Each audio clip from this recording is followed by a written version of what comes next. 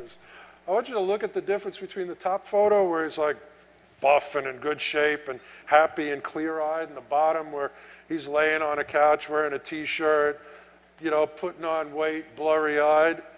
That's his MySpace friends. So now you know why. That's where the child support and the sleep is going. Okay, so you guys are hackers, you learn about exploits, and you try to figure out countermeasures.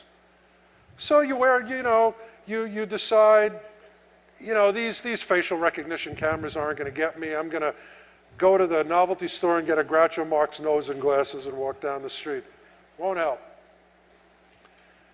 There are now facial recognition algorithms that are being developed and being made better and better and better and better on a daily basis almost, that any piece of exposed skin can be compared.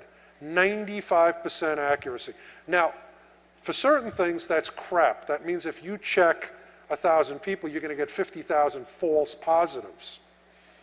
The answer to that is you take that subset of 50,000 people and you rerun them until you're fairly accurate.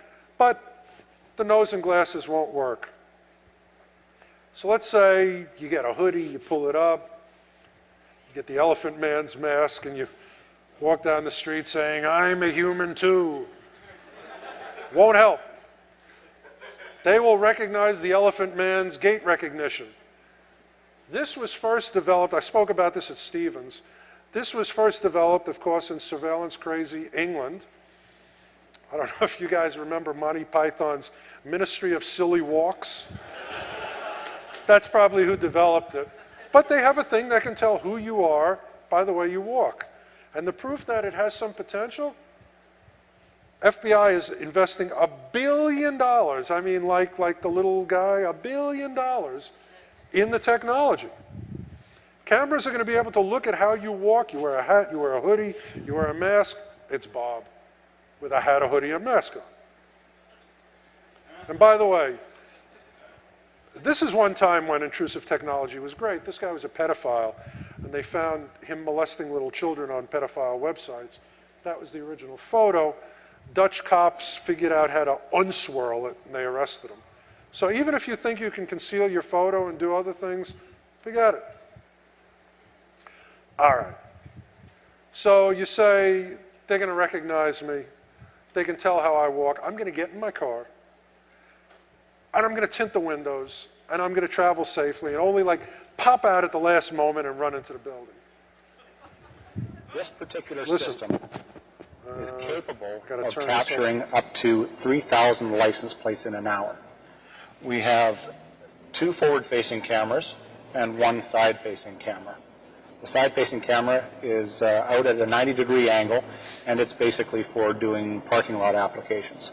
I can go into a parking lot of a shopping center and drive down the lanes of the parking lot, and as I'm doing that, I'm running every single license plate in that parking lot.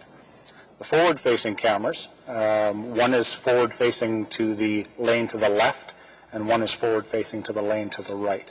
And what I'm getting there is typically oncoming cars, and the camera to the right would be either cars in the number 2 lane or cars that are parked along the side of the road. So what the screen gives you here is it gives you an overview picture of the vehicle.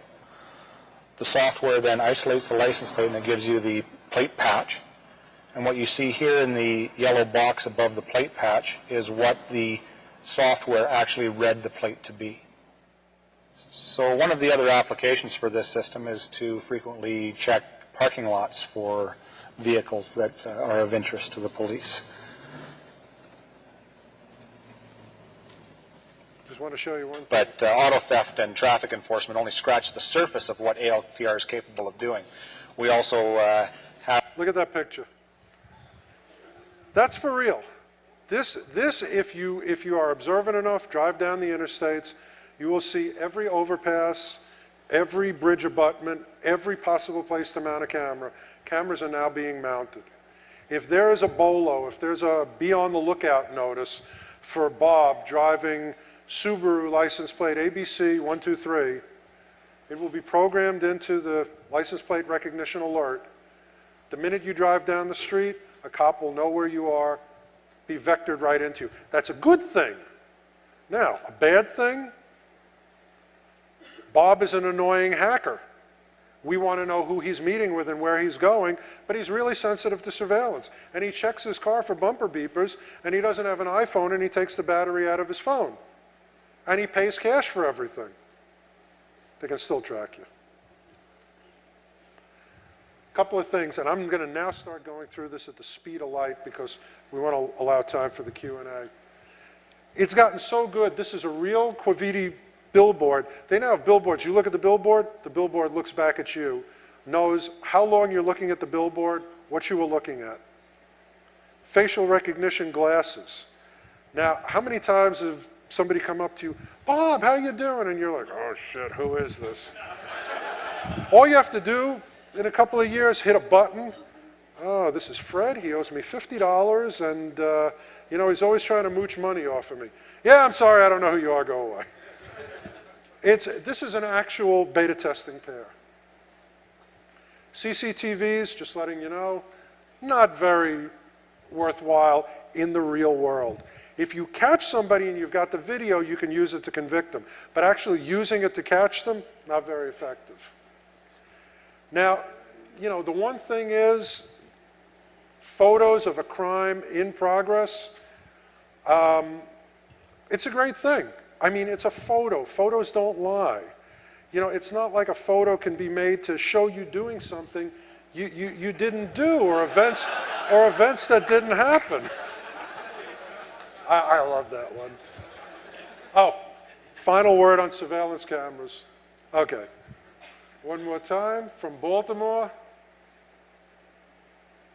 There you go. Okay. Very quickly. Interpretation of activity and behavior. I've been talking for 2 hours now, how people watch you and how people track you and how they gather this. One of the most important things is they've got all this data. What the hell do they do with it? Well, they run it through artificial intelligence programs, and they run it through other programs that interpret it for them. Instead of an analyst sitting there with printouts or in front of a computer screen, the computer decides if you're a good guy or a bad guy. And a lot of times, it's legit. I mean, you check flights to Iran right before a bombing and split. You buy a book on fighting cancer. Either you or somebody you know has cancer. You rent a gay porno movie. You're probably gay. You put an address into MapQuest. You're interested in that address. You fill a prescription for Xanax. You fill a prescription for Viagra. Duh. Here's my favorite one. You're on a plane 4 times this year, sitting next to the same woman who's not your wife. I mean, unlikely it's a coincidence, and it means something. And this is the state of things today. There are 2 big programs that are being constantly worked on and updated for the US government to interpret that. One is called NORA, which stands for Non-Obvious Relationship Awareness. This was started in Vegas casinos. The stuff that you see on that show, I think it's called Casino, right? Or Vegas or whatever. James Caan plays the casino owner, and it shows they zoom in on the guy's face and it immediately tells them who it is, and it pulls up his whole history. Absolutely legit. Casinos really do that and really can do it. And it's being developed for the government. And the example of this, when it was pitched by the casino guys to the government, was the blackjack dealer once shared a telephone number with the sister of the guy now winning big at his table. Think about that for a second. Not hard to do for a database. There's something called ADVISE, Analysis, Dissemination, Visualization, Insight, and Semantic Enhancement. Only the government can name that.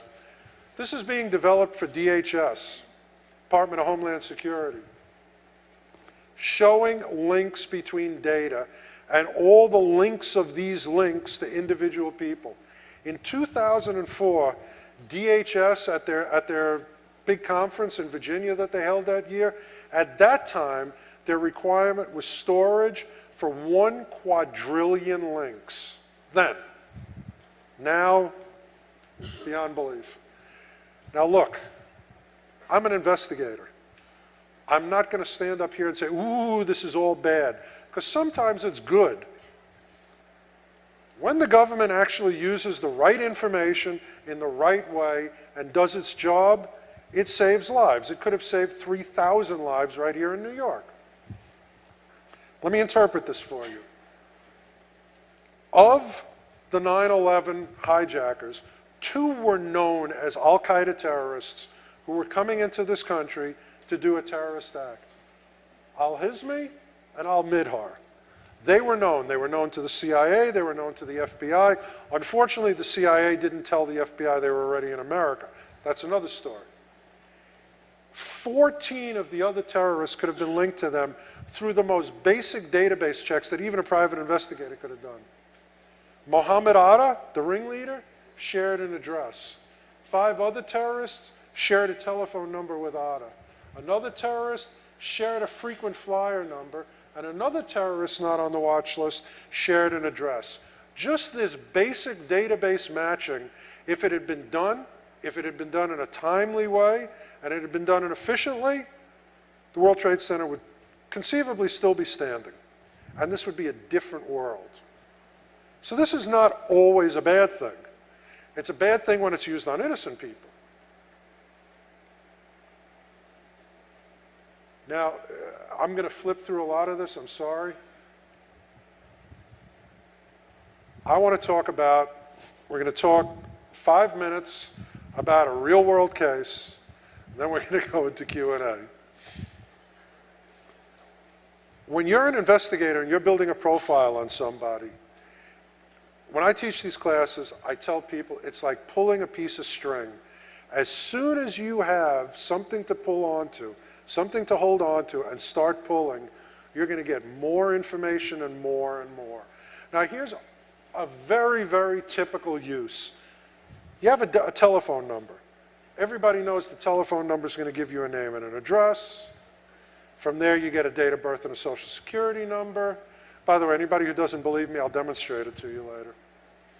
Past addresses, family members, places of employment, businesses, corporations, real property, public records, marriage, divorce, voter registration, criminal records, civil court, every type of filing, UCCs, taxes, permits, licenses, carry permits for guns, your driver's license, your motor vehicles, accidents you've been in, credit reports, phone bills, credit card bills, 800 number calls, purchasing histories, donations. I don't have a screen big enough. It would go up, down the ceiling, down the other wall in the back. As long as you've got a good starting point, you can build on it. This is basic database investigation. It's done 1 billion times a day by law enforcement and private investigators. So, look familiar?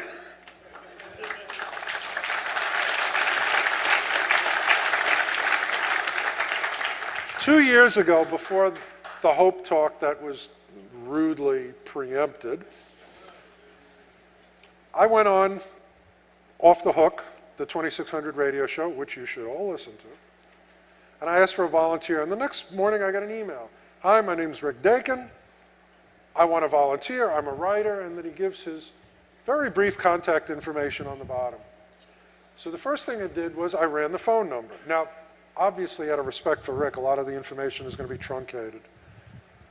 Just by running the phone number, we were able to get his name, his address, his social security number, his date of birth, where he works, and that he's a real person. It seemed legit, so I gave him a call. And I said, Rick, we had a problem in 2004. I did this with a guy who I met the day before as a courtesy. He said, look, I'd just like to know what you got on me so I don't have a heart attack in the audience. And I met with him and I showed him everything I'd gathered.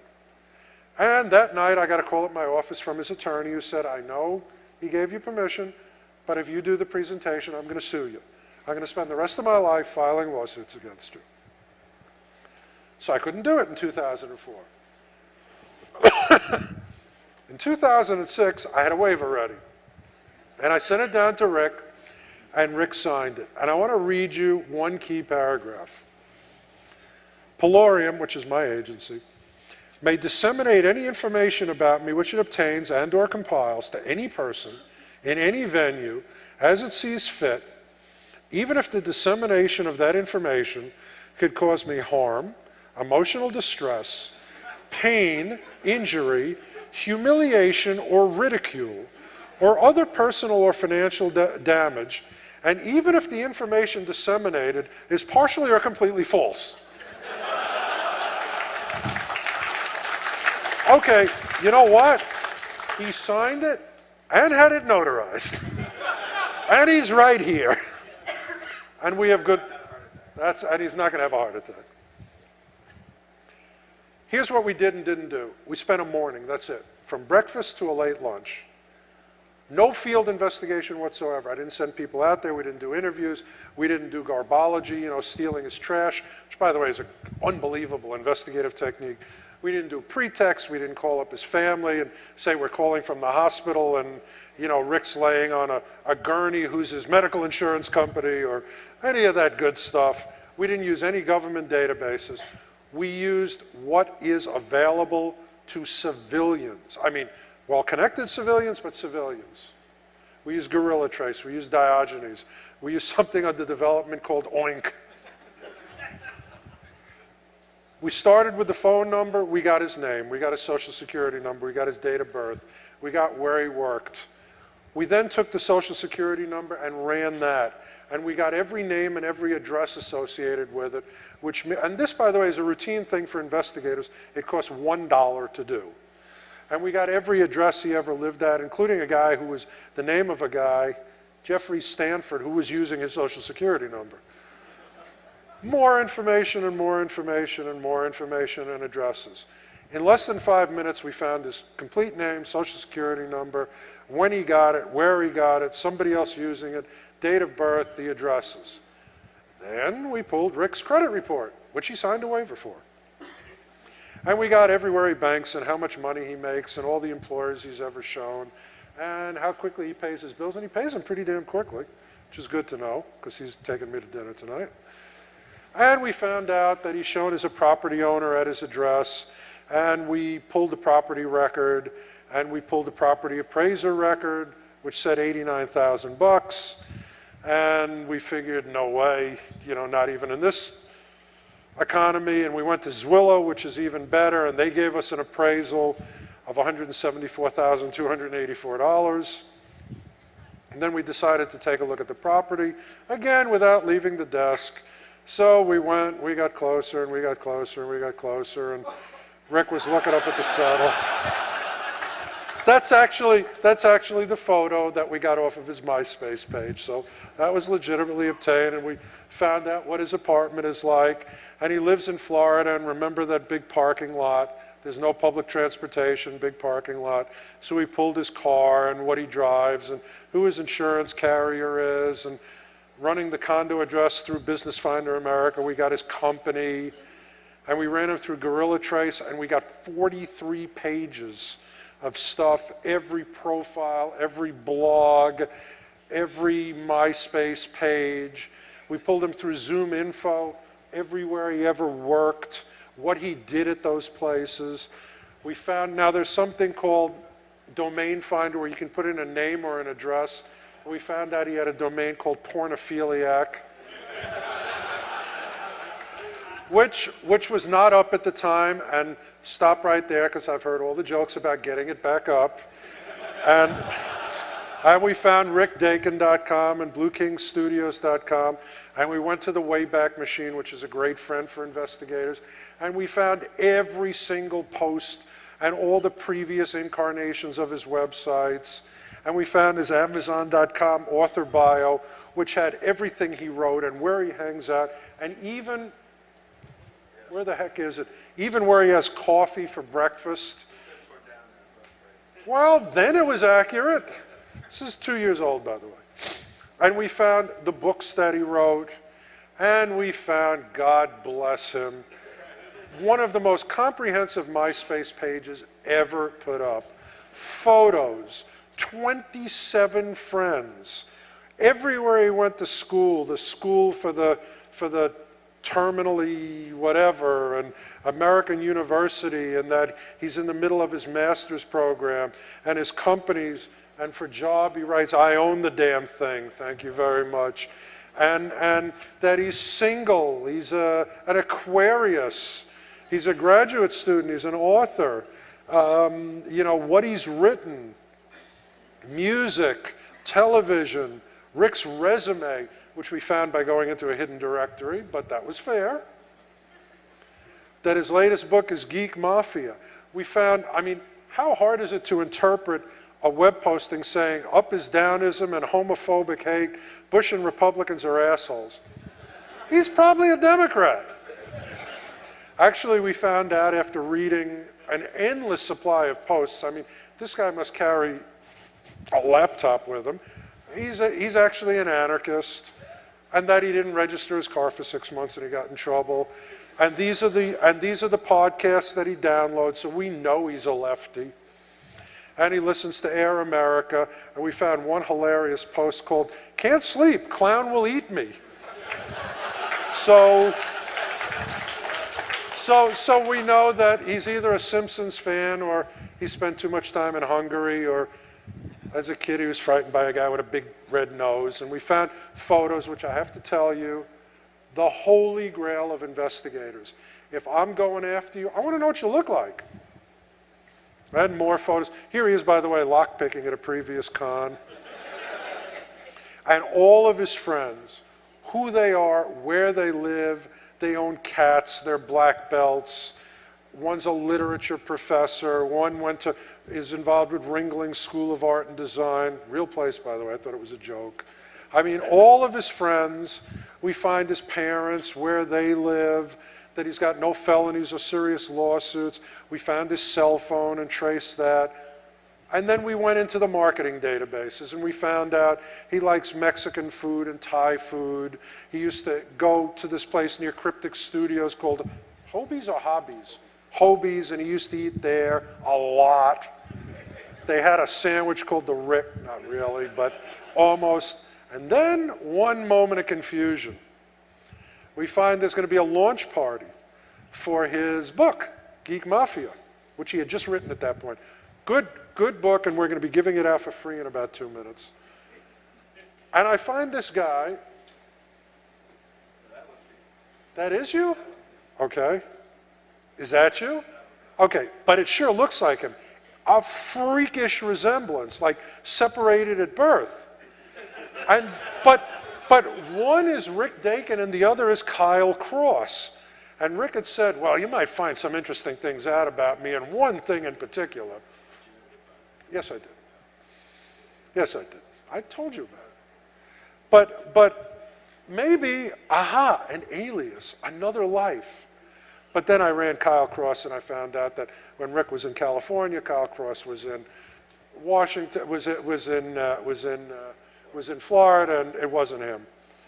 So, to summarize, in 4.5 hours, Rick's name, address, everywhere he ever lived, everywhere he ever worked, all of his friends, his religion, his sexual orientation, his date of birth, his social security number, his freaking astrological sign, basically everything he does, everything he likes, whatever. Real world example on Rick. I always wanted to say this, but wait, there's more. After Rick and I did this, we got to be friends, mainly because he figured he better be my friend. I know everything about him. But we really did get to be good friends, and we started talking about doing a project together. And Rick called me up, and he said, I got a great idea. You know, when we meet, I'm going to talk to you about it. And he says, let's do a book where you investigate me. I try to stop you. But we have to do it differently since you've... And we tossed it around, and we figured out, and if you know me and Rick, this is even going to be funnier, but even if you don't, we made a bet. The bet is Rick tries to hide. I try to find him. I mean, actually find him. You are at this location right now, or tag you're it, or that sort of thing. If Rick can stay hidden for 60 days, he wins. And I have to vote straight Democrat in the next election. And trust me, you would see on Google News, private investigator jumps off bridge before that happens. If Rick stays hidden for 60 days, he wins. If I can find him 10 times, in the year, I win. And he has to vote straight Republican. And you would basically see novelist jumps off bridge before that happens. So we made this bet, and Rick, and this really happened. We put a year into this. We're done. We put a, huh? Right. We finished, when did I come back from Belize? When was the Church of Cthulhu thing? No, I'll explain that. I'll explain that in a second. When was that? Okay, we finished in December. Right. So what happened is he really tried to hide. He got offshore bank accounts and credit cards and phony names and stayed. I mean, it was his excuse for staying with every girl he ever met. But he got a fake place and he started dealing. I mean, dropped phones and everything. I mean, he really tried. And I caught him pretty easily a couple of times, and I'll tell you about some of the busts. We wrote a book about it, by the way, called Stealing Your Own Identity. There's a website up, and you can register for the book, and we'll give you autographed copies if you register. And yes, I am shilling this, and I've never done this before, but if I stood here till midnight, I couldn't cover all the stuff, so yeah, there's really a reason for the book. And here's some of the busts I did. And by the way, we called a truce after the 9th bust, so we can both vote our consciences and basically cancel each other out, I'm sure. So the truth is we should probably, go out for dinner on election day and not even bother. And then I'll sneak out and vote, but never mind. So here's what I did. Let me tell you about some of these busts. Rick is an author, and he sells a lot of his own books. He's got like a house full of books. And he services Amazon, and he services people who go to his website. So I set up a dummy email account. I started emailing him as a bookstore owner, as an obnoxious British bookstore owner. But in each of these things, I tried to be fair. And I called myself Rusty Shackelford. And he didn't know, because he's not a TV watcher, he didn't know who Rusty Shackelford is. He doesn't know that's the Prince of Paranoia from King of the Hill. So, oh boy. So I started emailing him, and he started emailing me back. So I can't get your books, you're not responding, I'm going to cancel this order and go with somebody else. And he started emailing, I'm sorry, Mr. Shackelford. And finally, I got an email from him. We had an alert that would send it right to my cell phone. And it didn't matter, I was sitting in my office when he responded. He was eating breakfast in a Panera cafe, and he logged in from Panera. And I got the IP address, and it was a traceable IP address. And I didn't have anybody in the area, so I couldn't really do tag you're it, and he was 1,000 miles away in Florida. I was in New York. So I got the phone number of Panera. I said, this is an investigator, it's urgent, get me the store manager. This is an honest-to-God true story. I've got an MP3 file of the call, and it's going up on the website. Everything I'm telling you about will be proven. So I said, sir, my name is Steve Rambam. I'm an investigator. All true, I didn't lie. I urgently need to reach a guy who's in your store. He's about 250 pounds. He's bald. His name is Rick Dakin. He said, well, we know Rick. He's a local author. I said, look, you've got to get him to the phone. So I hear the manager going, Rick Dakin to the manager's phone. And you'll be able to hear this. And Rick goes, yeah, hello. And I said, Rick, you're busted. That's number one.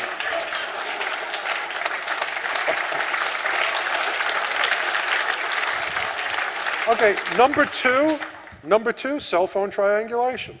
Except for this one, I had my friend Harry Goldstein, who's an investigator, in the area.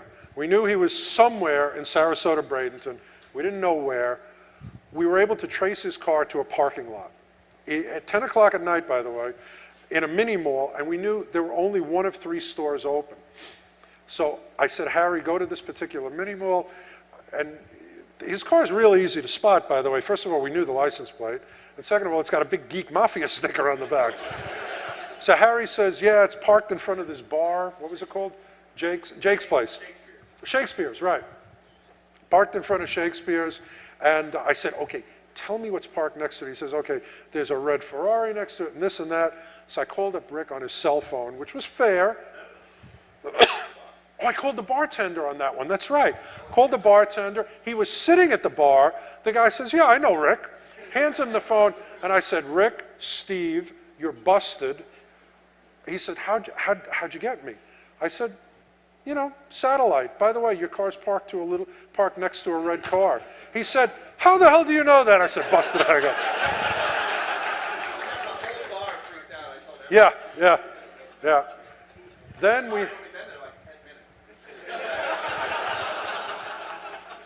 Then we did a credit card trace to an airline ticket. We found one of his credit cards that he purchased because we had gotten a frequent flyer number.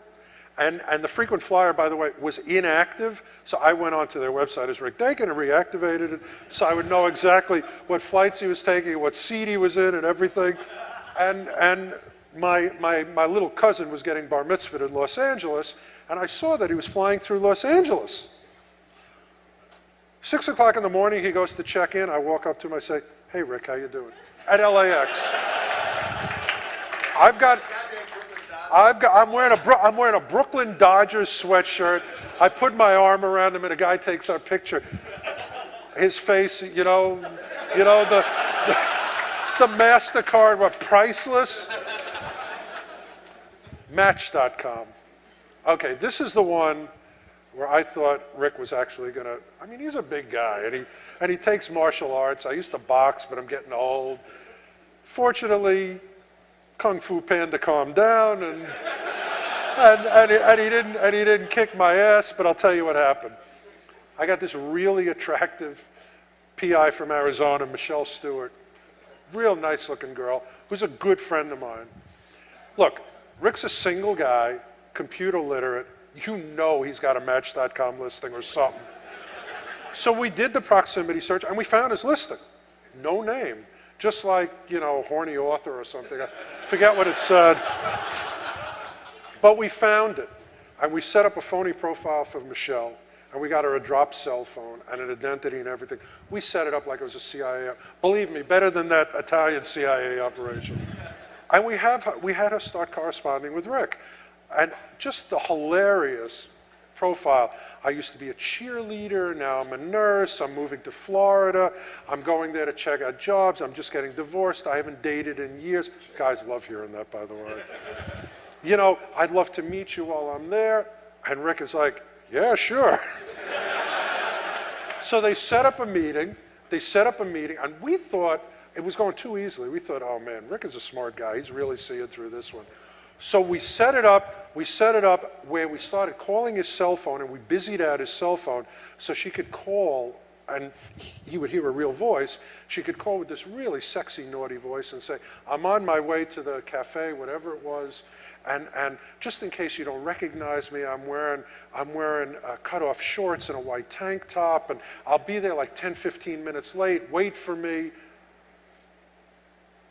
Let me just say that Rick was there, and I walked in with a bouquet of flowers. So, yeah, and Michelle never left Arizona, and she sent him a whole note. I'm really Michelle Stewart, and I operate JAG investigations, and so on and so forth. Okay, now one of the more annoying ones, at least in terms of privacy, I knew that Rick wasn't feeling well. And I knew that from some purchases he had made. So I went and I did a Google proximity search near his house, found his pharmacy, called it up. They said, yes. I said, I'm Rick Dakin. I just want to be sure my prescription's ready. Because I wanted to find his doctor's name. And they said, Mr. Dakin, your prescription's not due to be refilled for another 45 days. I said, are you sure? Which one is that? Which doctor is that from? They told me the name. Okay, thank you very much.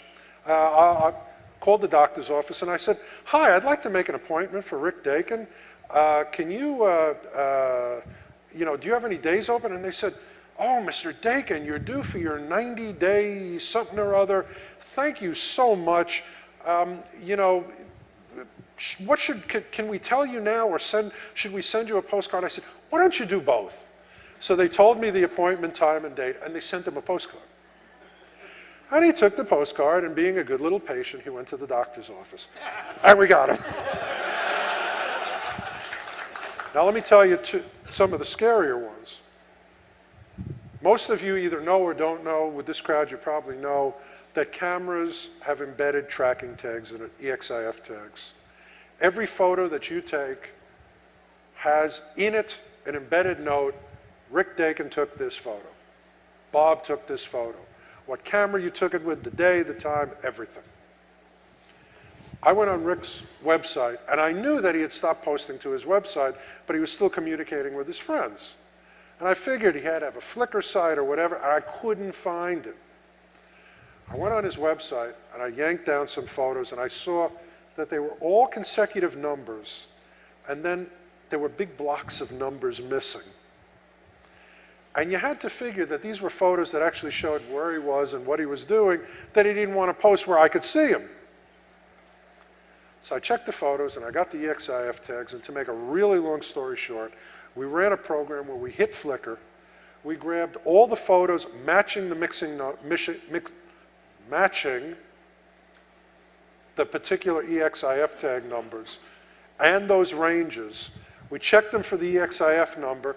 We found Rick's hidden website, and on that website we found out that he was going to a Master of Fine Arts course in Wisconsin. Oh, that's right, I'm sorry, Seattle. Excuse me. Oh, I have Washington up there. Okay. And I called him at the school, and I said, "You're busted."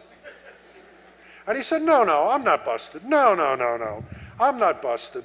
I'm not going to accept this as a bust." That's right. See, even I need to read the book. I called the registrar's office, and I said, "This is really urgent.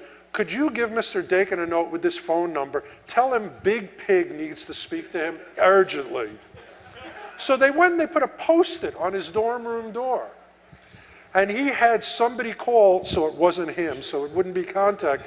He had one of his fellow MFA students call and say, "This is Dolores Delago calling, and no bust and whatever." So I called him up and I said, "Come on, Rick, you're going to make me pay to send a private investigator there to hand you a note saying you're busted?" Okay, I'm busted.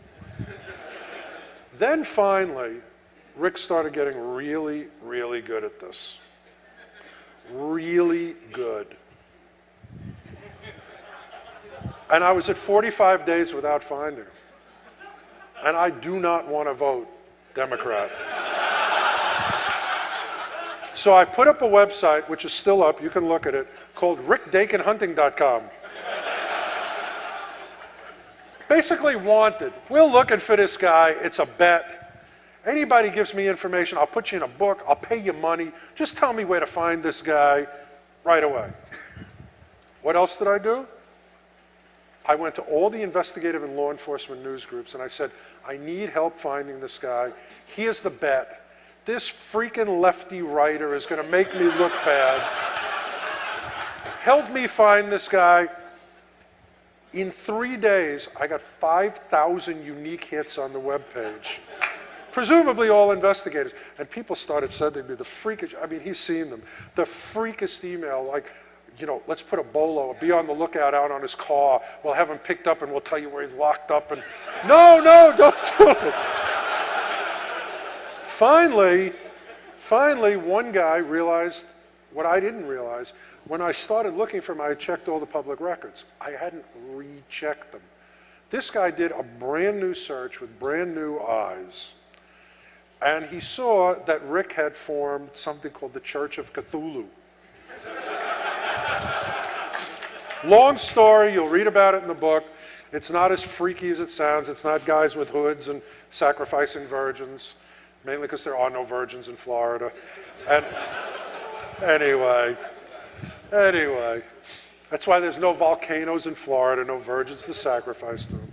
Anyway, so somebody found it, and we ran the Church of Cthulhu, and we found a phone number, and the phone number led to a website, and we found out they were having a church ceremony, and I flew down to Florida, and in the middle of the church ceremony, I went in and we called a truce. And we wrote the book, And you can reserve a copy at stealingyourownidentity.com. Now, quick recap, promise this will take 30 seconds. In fact, less. Every bit of information out there that can be gathered on you is being gathered. And it's not just being kept in separate places with a Chinese wall between it. It's being combined, it's being cross-referenced, it's being filtered through artificial intelligence scripts. And if I have any lead on you, any identifier, any initial piece of information, I can build out from that to your entire life story.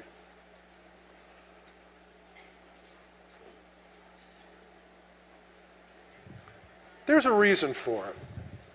It's not all privacy invasion. If you apply for a mortgage, the bank has a right to be able to find out about your finances. If you hire a nanny, you should be able to know if she was a child molester. If you're dating somebody from another city and getting serious with them, you should be able to effectively do a background investigation on them to know that you're not marrying son of Sam. It is just too easy to do fake ID. I did a job in California, and I got permission from the law enforcement agency that I was working with to go out and get fake ID. Here's my driver's license as David Markman, Salvatore Romano. This was David Halkin, I think. Anyway, not a problem. Now, by the way, it's not just because I'm a skilled private investigator, I know how to do all this crooked stuff. Raise your hand if you know who this is. Like one or two hands. Sir, who is that? That is President Bush's daughter. That is Barbara Bush. I don't know if you remember this, about 5-6 years ago, her and Jenna got fake ID so they could go out drinking underage. Now, how you do that when you've got 3 Secret Service guys glued to you, I don't know, but this is their fake ID, which was confiscated, and a guy sent me an email of it, and, you know, anybody can get this. Anybody in college knows how to do that. You can buy passports, you can get bank accounts, you can do whatever you want. LifeLock, this moron who's on every radio station, enroll in LifeLock. Here's my social security number, I have no fear giving it out. Yeah, somebody took it and used it and cashed checks with it. It's just too easy. Just a couple of things. While there are good reasons for the government to have data on us and use it, occasionally they get out of control, like their falafel data mining program. I don't have time to tell you about this. Look it up. We are going to go right now into, one last thing.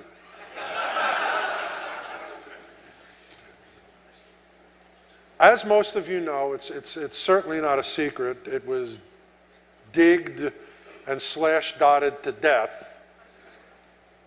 Nanoseconds before I was supposed to come in here and give essentially this presentation 2 years ago, the FBI came into this building with a raid team in the jackets and the weapons and the whole thing, and took me off to jail for the weekend. Monday morning, I had a wonderful sleep for the weekend. Monday morning, they let me out. Prosecutor got in big trouble. Here's why. This is a guy by the name of Joseph Myers. Joseph Myers was a convicted, locked-up mental patient in Detroit. He was a felon. He was a fraudster. He was a bad man. I wouldn't say that on video and in front of all kinds of press if that wasn't true. Joseph Myers is also an FBI informant who changed his name to Joseph Franz von Habsburg-Lothringen legally and tells all of his targets he is the Crown Prince of Austria. In fact, let me repeat this, he is a convicted felon, incarcerated mental patient named Joseph Myers. Why do I care about this guy? And by the way, I can put up this photo because it's part of court documents. All of this is public record. Anybody thinking of suing me, it's in USA versus Santoro. I'm quoting a public record. What was my interest in this? A law firm came to me and said, we have a client by the name of Albert Santoro. Albert Santoro is an assistant district attorney, good guy. Goes to clubs, meets a guy at a club. Guy at the club says, my name is von Habsburg-Lothringen. I'm the Crown Prince of Austria. Introduces him to somebody who wants him to manage money. Before long, Santoro was arrested for money laundering. He never took any money. He never laundered any money. He's charged for the intent. But we don't know who the heck this guy is. I got hired. My specialty is missing persons and tracking people down. I got hired to find out who in the world this prince is. And I find out that he's the former Joseph Myers from Detroit. I find out he's got a long history of frauds and drug crimes and violent stuff. I found out that he's living in New York, in Soho, with a woman and 2 kids without having divorced his wife and 3 kids in Detroit who he abandoned. I find out all sorts of bad things about him. And I start going around interviewing all the potential witnesses I identify. And everybody talks to me. And everybody gives me more information and more information and more information. His father gives me information. His brother gives me information. His mother gives me information. Eventually, I go and I interview his in-laws. And his in-laws freak out. And his in-laws say, you know, we have to do something about this. You've told us that he's got another wife. We thought our daughter was his wife. You've told us he's a convicted felon. We thought he was the Crown Prince of Austria. And by the way, that's not a joke. His own ex-wife, his own current wife, his in-laws, all thought he was really this Austrian member of royalty. It's amazing. The family complains to the daughter complains to the prince complains to the FBI comes and picks me up. Not very nice.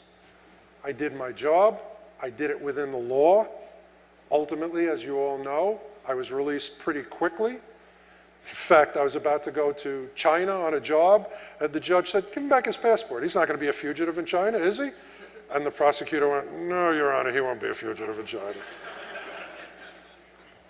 That's what happened. Why do I put this up here? First of all, for informational purposes. If you all want to know why it took you 2 years to hear this talk, unless you're one of the lucky few that went to Stevens Institute, that's why. But that's not why I put this up. The main reason I put this up, guys, when I give this talk, I like to say, I'm not going to tell you what to think. I'm going to tell you what to think about. This is the exception. I'm going to tell you what to think. There's a reason that in this country we have a right to bear arms.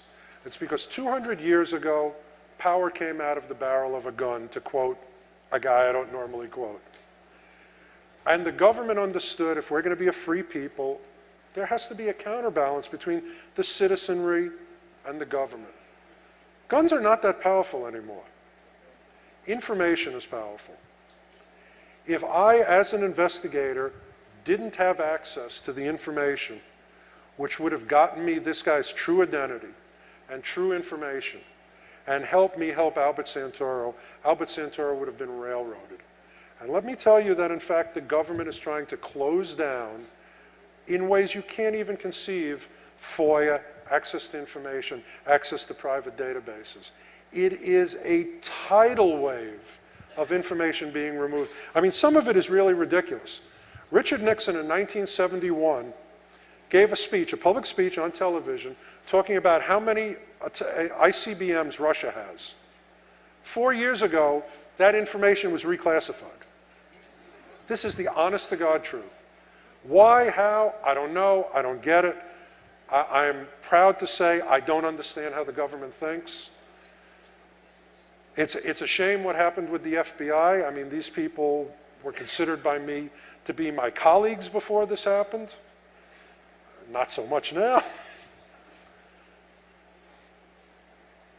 The one thing, the reason that I come back here for every convention, and the reason that I feel comfortable as an investigator speaking to you guys not the sort of crowd that I would normally lecture to, is because you and I share a common interest in keeping information open, keeping information free, fighting government effects to close information. You know, this is the name of the game these days. You've got to be alert. You've got to be vigilant. And you've got to look at what I've spoken about today and say, how does this affect me? What should we do? Now, I guarantee you that there is, in this audience, this is not a spot the Fed contest, because I'm pretty sure I know who they are, and they're very, very close to the stage. I guarantee you, and I'm not going to point them out because they are my colleagues, even though they are terribly misguided colleagues. There are federal law enforcement officers here today monitoring the speech who are going to report back and say, Steve Rambam put this up there. In your memo, please remember to write, I only put up there what's in the open public court file. Gentlemen. I will also tell you that the FBI made a complaint about me to the New York State licensing authorities Friday morning, I assume to try to prevent me from giving this speech. You know what?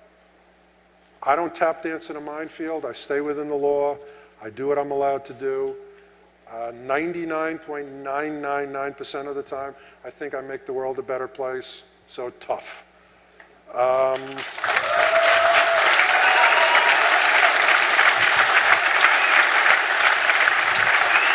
One last thing. One very last thing. And this is from the payback as a bitch department. Remember that wife that I told you about that he abandoned 13 years ago? No child support. Wife didn't know where to find him, to sue him, none of that. I'm a public-spirited guy. I turned that information over to the Oakland County Prosecutor's Office in Michigan. There's now a bench warrant out for him. Sometime next week, I will be going, unless I'm locked up as I leave here. I will be going, I hope, with the New York NYPD warrant squad. We're waiting for this to be put into NCIC so anybody can act on it. And this guy in his Soho apartment will be pulled out by his hair. So there's a warrant out on him. He's a bad man. You'll notice there's no warrant out on me. So presumably, either I'm not a bad man or they haven't figured it out yet.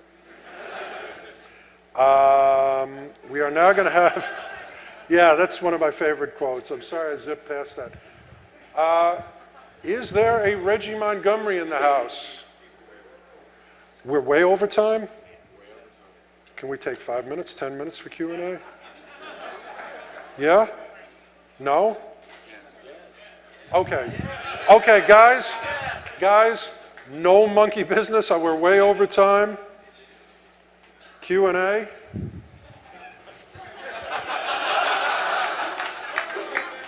Rick, you, me, and Reggie. Okay, now let me tell you, I have these little false credentials. Everyone gets one who asks a question. Rick is giving out copies of Geek Mafia, and the best question gets an Investigate Naked t-shirt. So please, don't waste time. Ask a good question. I'll start with a quick question. You were talking about Google, and the guy in Florida, he had searched the bullet wound to the chest, the right side of his chest search. And the detective recovered that, you said from a cache. Did you mean, I just want to clarify, did you mean from a browser cache on the client side, on the suspect's computer? I don't know or the answer. Server? I don't know the answer. I know it was recovered from his computer. Okay. His computer was seized, it was recovered. They did, I don't even know who I'm talking to. It's like the voice of God talking to me. But Steve, Steve, this is God. No, thanks. I know it was recovered. The guy's name is Justin Barber, so I'm sure with a minimal amount of investigation you can find it out. If I knew who you were, I'd give you a little private detective badge. Here you go. Yeah, me too. Next question. Catch. Oh well. Boy, that was a girly throw. I work for a school district in Kansas, and I'm just actually transferring school districts. I was looking at the website, and they are, I guess you could say, pimping out this, I guess it's like an Amber Alert flash drive that they can give the parents to put all their child's information on that's needed for the Amber Alert. That's an awesome idea. And I think it's good too, but I mean, if you lose that. You mean like the photo and the date of birth and stuff like that? Everything that's it's a great idea. And then they're also in Kansas City doing a tracking bracelet, like the orange ones they do, but they're like little white ones for Come on, guys, Alzheimer's jump in, patients. help me out here. Oh, by the way, this is This is illegal. You can't have a badge that says you're a private investigator in New Jersey. You can if it's in Melverton. Planning to wear this? Sure, this one? This, by the way, is Reggie Montgomery. He's a licensed private investigator, very close colleague of mine, one of the best polygraph guys in the country. I like to say he's the second best investigator in the New York City area. No, he's a phenomenal investigator, and anything, they're over there. Anything that I can't answer, Reggie and Rick can. And what do you think about doing that tracking for the Alzheimer's patients? I mean, they have Alzheimer's. They're not going to know. Well, it's just the whole privacy thing. I know I'm it's really for sorry. safety and all that. So I'm really sorry for saying thought. that, and I do think it's a good idea. I mean, look, the privacy rights that are appropriate for you and me, for in my case, a partially competent adult, shouldn't apply to an Alzheimer's patient or a kid. What would you say is the importance of an online presence? Because originally I thought that it's really important to have some presence online so that somebody doesn't pretend that they're you. So, Rick, this is a question for you. Hello? Oh, wow. Yeah. I guess so. I think just go with it. I think the point is just be aware of. I think my takeaway from my experience and my takeaway from even the first time I saw Steve's talk is that I think it is important and useful. The example you cited is a good one. To have an online presence, just be smart about it. Be aware. Just go into it. And this is how I live now every moment of my life. I just assume that somebody's going to find out what I'm doing. but say, how do you get off of particular lists and stuff like that that's already been tracked? You don't get off the lists. If he asks how do you get off the list, I don't think you do get off the lists. You're on the data doesn't get erased, and so you just kind of live with it. And that's kind of the crappy world we live in now, but that's my opinion. One of the things everybody should know is that anything you do, any kind of communication you have, whether it's on the net, on a phone, on a cell phone, or unless you're writing down a tablet and showing him, you have to assume that everybody in the world can find this out and know. But even if it's encrypted? Well, then who's going to get it? It has to be decrypted at some point for somebody to read it. That's very true. So if you're sending encrypted files to yourself, you might be okay. All right, you have your choice here of a badge or a book. You can have the badge and a book. Yeah? The badge was 25 cents, Steve. Come on. Less. Sorry, 20 cents. Less. I got these on eBay. I got a bag. One question is Badges? Go ahead.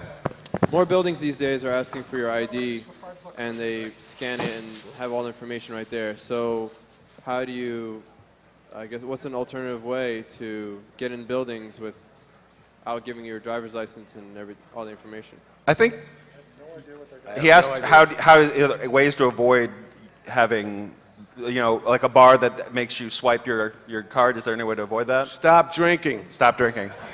Well, just normal buildings do that. Normal What? office- Passport? That's a good one. No. No? They're going to start running them. It's a good one for the next 6 months or whatever. There's and normal The office truth buildings is, that carry it's this. a private place you of on your business. If they say you have to hop 5 times on your left foot to get in, they can say that. Yeah, not real good. That's a crime now. Yeah, so quick Hello? question.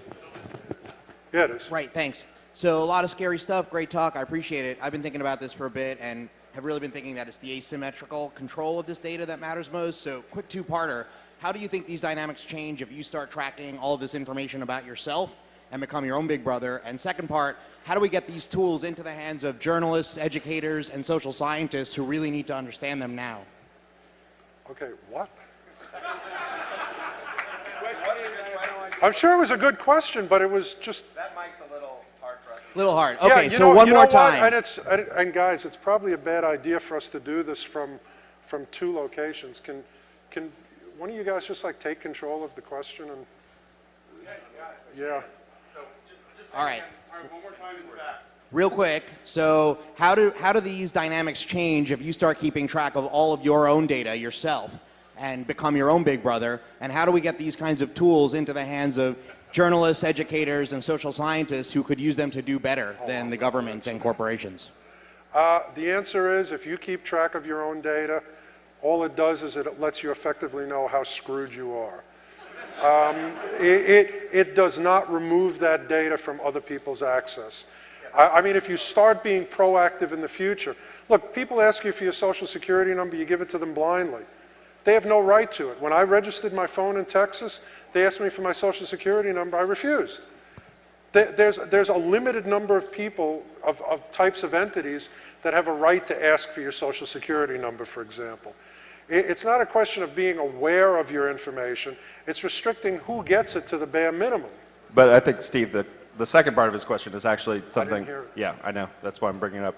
Because this is right in line with what you're talking. He's talking about using the same sort of tools you would trace yourself and just making more people aware, and especially journalists and people like that, of the same sort of tools that are available that are being abused. And this is exactly what you're in favor of. You're in favor of the information is going, we've had this conversation many times, the information is out. And I've got to tell you, that's my crusade, to get this information out to everyone, make people more aware, keep the information free, and journalists are the best at that. Number one, get journalists to go to Hope so they can actually attend seminars on this. But there are, I mean, the Reporters Committee on Freedom and Privacy puts this information out, and there are workshops now. I mean, journalists are really starting to get it, I think. Yeah, and I think just from my experience with doing the research for the book and everything, and I really am firmly convinced that there's no going backwards on it, and so I'm definitely in the camp of make everybody aware of how to get all of this, and if all that information is going to be out there, then it shouldn't just be in the hands of a few. So, information has been out there for years, now they want to put it back in the bottle. Yeah. Privacy advocates want to now restrict the use of social security numbers. Well, guess what? If you have a person's name and date of birth or phone number, you can get everything about them anyway. Correct. The only problem with restricting social security numbers, and it's going to be a problem when people have to do background investigations on a new lover, a potential employee, or a new employee, or anybody for that matter, your new coach for the kids. We have to have something that can identify the person as. Okay, we got, you know, they're getting a big hook ready to pull us off the stage. So 3 more questions. Because between the 3 of us, we weigh like, what, 800 pounds? Nobody's hooking us off so easy. Okay, seriously, 3 quick questions, and then I tell you what, I'll go outside the room. Anybody who wants to talk to me, I'll stay there for an hour, 2 hours. We'll go down to the vendors area. Even better. Yeah. You know what? Rick has a table. We'll go to the vendors area. Anybody who wants to talk to us, we'll give you unlimited time. Go ahead. 3 more questions here. Hey, Steve. Hey, man. How you doing? I got an opinion question for you. I'm considering, especially since I've had unfortunate experience with past relationships, or the person I want to date as far as a relationship, Mike, he wants to do a back down check on his next girlfriend. That's what you're saying, right? Okay. Steve, opinion? First, make sure she doesn't post to don't date him, girl. Look, the truth is, the amount of public information out there is extraordinary. For something like a potential date, Frank, unfortunately, I'm sorry to say, you don't need a private investigator. Look at her MySpace pages, look at her LinkedIn, look at her blog activity, and you know what? See how far back it goes? Make sure she didn't create that identity a year ago. Just a little tip there. Next question. You're the next to last. Go. Here you go, man. I'll repeat it, but go quick.